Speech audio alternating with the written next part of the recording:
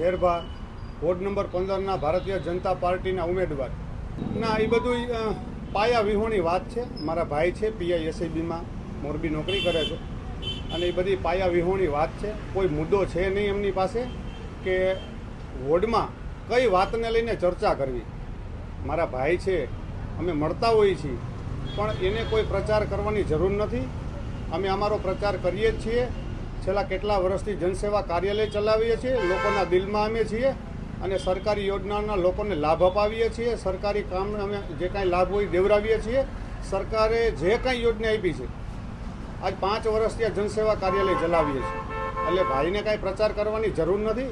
આ અમારો સગો ભાઈ છે, તો ક્યારેક મુલાકાત થઈ હોય, ફેમિલીમાં સાથે જોઈન્ટ ફેમિલીમાં રહીએ છીએ, ફોનમાં ચર્ચા થતી હોય, પણ એ તદ્દન પાયા વિહોણી વાત છે। શું કહેશો? બંને ભાઈ સામે પણ આક્ષેપ થયા છે, કઈ રીતનું આખો મામલો છે? ના, એ કાંઈ એવું છે નહીં। બંને ભાઈ મારા નોકરિયાત છે, ગવર્મેન્ટ સર્વન્ટ છે, પણ એને આ મુદ્દાને લઈને કાંઈ લેવા દેવા છે નહીં। ચૂંટણી પ્રચારમાં એ કોઈ દિવસ જોડાય નહીં અને એ એનું કામ કરતા હોય છે, અમે ચૂંટણીલક્ષી કામ કરતા હોઈએ છીએ। બાકી માહિતી જોકે બધાય પ્રજાને ખબર જ હોય કે ભાઈ કોણ છે, કોણ કેવું કામ કરે છે, કોણ કેવી રીતે કરે છે ચૂંટણીમાં કામ, પ્રજાને બધી ખબર જ છે। કોઈ ધમકાવાથી કે કોઈના કહેવાથી ડરવાથી કોઈ મત આપતા નથી। પ્રજા અત્યારે બધી ટૂંકમાં જુઓ તો સમજણ જ છે, એટલે કોને કામ કર્યા છે એ પ્રમાણે બધાને મત મળતા જ હોય છે। શું માનો છો, કોઈ હાથ પાડી ગયું છે એટલે કે?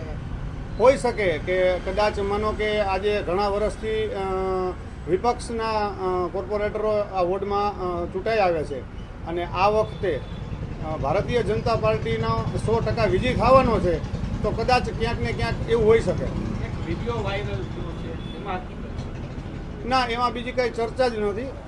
મેં એવું કીધેલું કે ભાઈ વસરામભાઈ, હું તમને વડીલ માનું છું અને કાકા કહું છું, એટલે તમે જે આક્ષેપો કરો છો એ ખોટા આક્ષેપો કરો છો, પાયા વિહોણા છે। તમારે ખરેખર આ સિનિયર લોકો છો તમે, અને તમારે ખરેખર આ તમારા મોઢે આ ન શોભે। હું આવું સમજાવતો હતો એને।